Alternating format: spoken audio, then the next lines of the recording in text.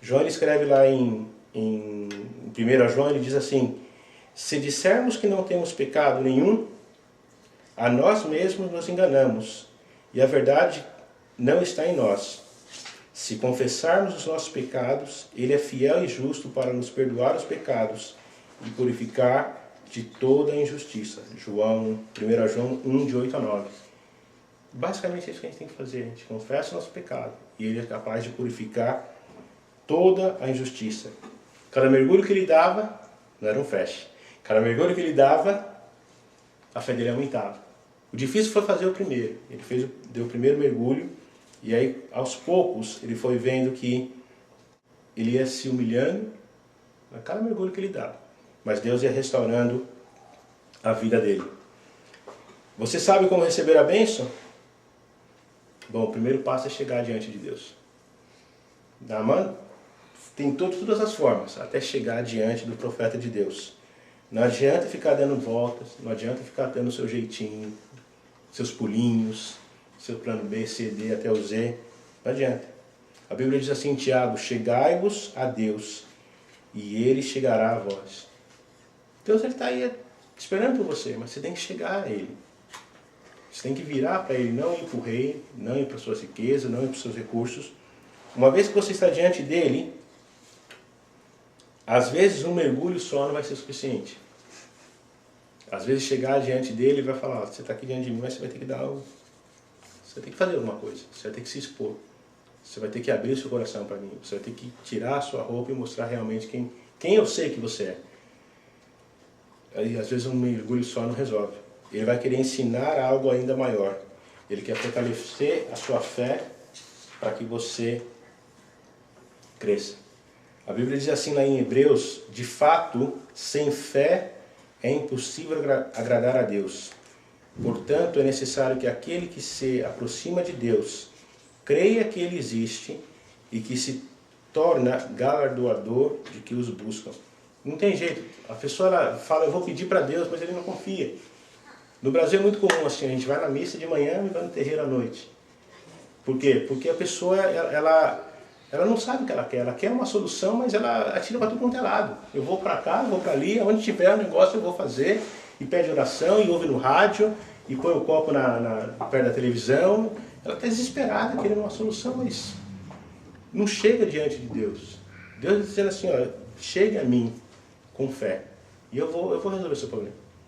Mas você tem que chegar crendo que Ele é o quê? Ele é galardoador, Ele dá aquele que realmente o busca. No verso 15 ele diz assim: e voltou o homem de Deus, ele e toda a sua comitiva, e chegando, pois, diante dele, e disse: eis que agora sei que em toda a terra não há Deus, senão em Israel. Agora, pois, peço-te que aceite uma bênção do teu servo. Aqui, mais para frente, vocês leem em casa, vocês vão ver que o Eliseu vai dizer: não, eu não quero seu dinheiro. Eu quero que você reconheça que Deus é Deus, só isso. Dinheiro fica para você. E aí tem uma continuação da história. A menina foi uma bênção. Conseguiu fazer com que Naamã fosse até lá e fosse salvo, fosse liberto. Agora, Naamã, abençoado por Deus, passa a ser uma bênção.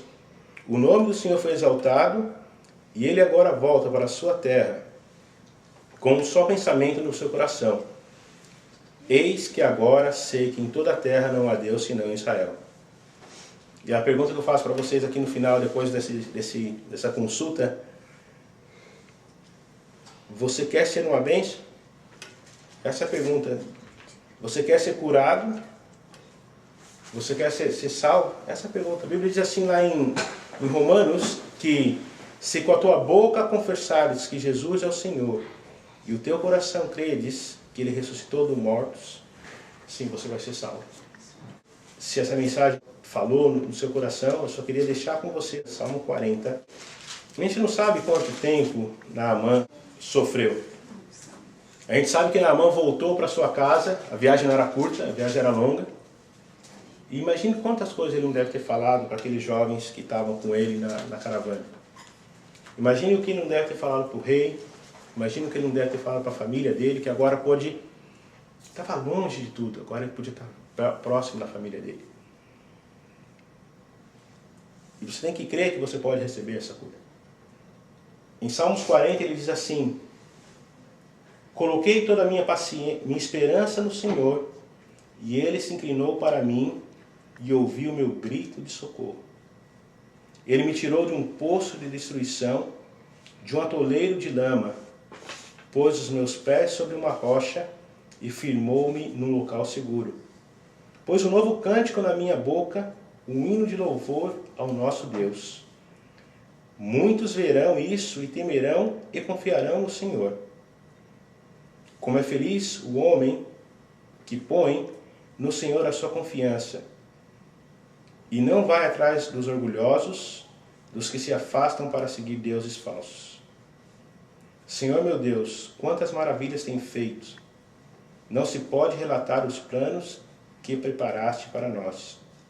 Eu queria proclamá-los e anunciá-los, mas são demasiado numerosos. Aqui eu quero deixar com vocês a seguinte mensagem, de que a pessoa esperou com paciência no Senhor e Deus ouviu o clamor. Quando ele coloca a figura de que ele estava num poço de lodo, uma vez eu vi um pregador dizendo assim, que ele desce com você no poço e te põe para fora. Não adianta de puxar com a corda ou segurar, ele tem que descer lá. Duas coisas acontecem quando você está dentro desse poço: você só pode olhar para cima. Naamã, ele estava aqui sem esperança e de repente apareceu uma esperança para ele, e ele foi atrás daquela esperança.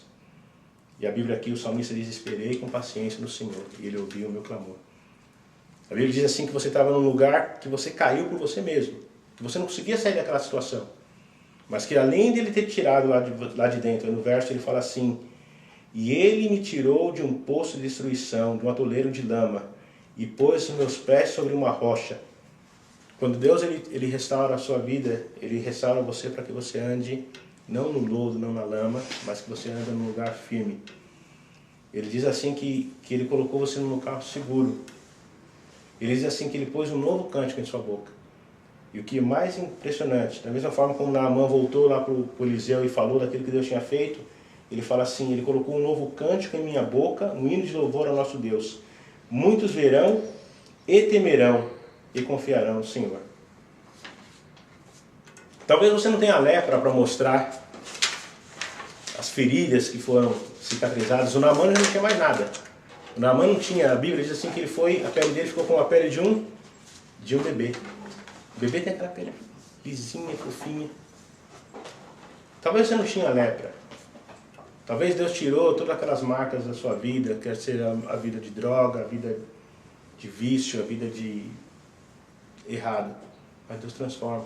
Deus ele muda e as pessoas veem isso e se admiram. Falam: quantas pessoas você acha que Naamã falava da cura que ele teve?